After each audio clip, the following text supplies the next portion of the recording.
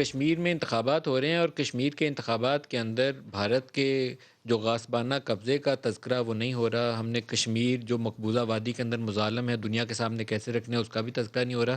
لیکن جو سیاست پاکستانی کی گرما گرم ایک دوسرے کے اوپر تان و تشنی ہے وہ آپ کو سننے میں ضرور ملتی ہے. آج بھی مریم نواز کے کچھ بیانات میں اس کی جھلک نظر آتی ہے جہاں پر نواز شریف کے ایون قتل کا بھی الزام انہوں نے عائد کر دیا. دکھائیے گا.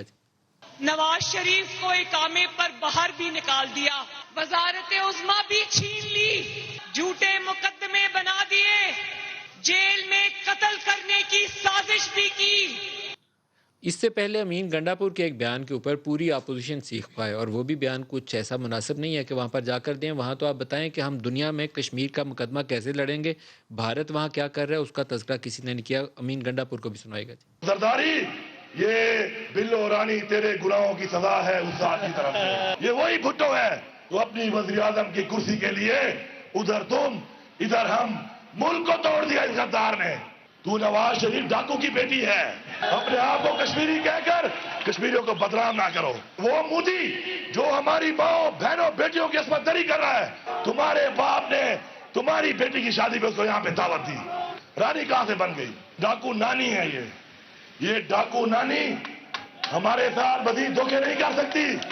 اس منفی سیاست کا نتیجہ یہ ہے کہ جو لوگ وہاں سے اس وقت کیمپین میں ہیں, کسی کو جوتا پڑ رہا ہے, کسی کو ٹماٹر اور کسی کو انڈے.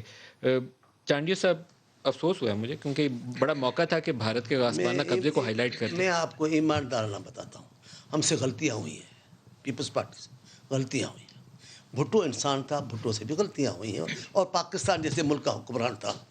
یہاں جمہوریت کتنی آزاد کتنی طاقتور ہے یہ الگ بات ہے, لیکن ان کا بھی, لیکن کچھ باتوں کا حیا بھی کرنا چاہیے. میں گنڈا پور پہ نہیں بول سکتا. دو نام گنڈا پوروں کو ایسے جو ہمارے لیے بڑے محترم تھے. حق نواز گنڈا پور آج بھی ہمارے لیے محترم مکرم ہے, عنایت اللہ خان آج بھی ہمارے لیے محترم ہے. ان کو گالیاں دینے سے کیا ملتا ہے میں آپ کو بتاتا ہوں. یہ محض اس لیے دیتے کہ توجہ ہٹ جائے, ہم وہ افراتفری میں پڑ جائیں, یہ بات نہیں کر سکیں, ان سے پوچھ نہیں سکیں کہ آپ نے تو گورنر ہاؤس گرانے تھے, قوم کو جواب دیں. آپ کو تو پرائم منسٹر ہاؤس میں ادارہ کھولنا تھا, جواب دیں. آپ نے تو آئی ایم ایف کے پاس گئے تو خودکشی کریں گے تو جواب دیں. آپ کو تو منسٹروں کا پروٹوکول اٹھانا تھا تو جواب دیں. آپ جواب دینے سے بھاگنے کے لیے ایک فضا بنا رہے ہیں. ایسی اسمبلی میں کبھی ادھم بازی نہیں ہوئی.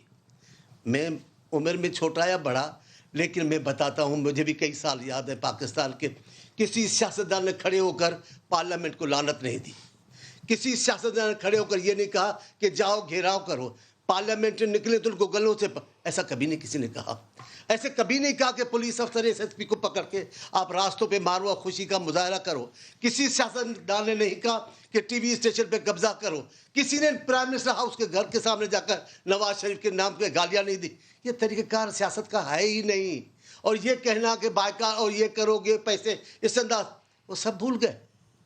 اب کس طرح سے میں فرق کوئی کہہ رہا ہوں. اگر آپ کا کوئی رول ہے, اگر کوئی آپ کا حکومت میں کردار ہے تو ایک بات میری بھی لے جائیں, شاید اس سے کوئی بہتری. ہم کہتے ہیں بلاول بھٹو چیئرمین ہے پیپلز پارٹی کے, تنقید کرو گے کوئی بات نہیں, ہم بھی جواب دیں گے. آپ ہمارے لیڈروں پہ کوئی بات نہیں, اپوزیشن کا کام ہے وزیر اعظم پہ بولنا.